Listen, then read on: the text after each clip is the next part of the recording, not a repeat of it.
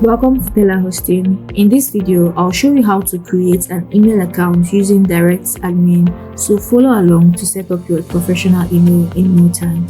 Creating a professional email address using your domain name helps your brand look more credible and keeps your business communication organized, and you can do this through DirectAdmin. First, log into your DirectAdmin using your username and password.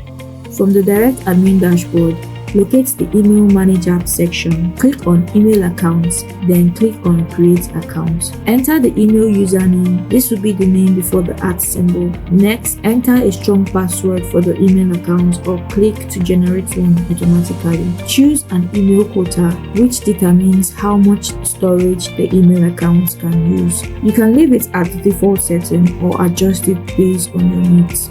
Once everything is set, click on Create Account.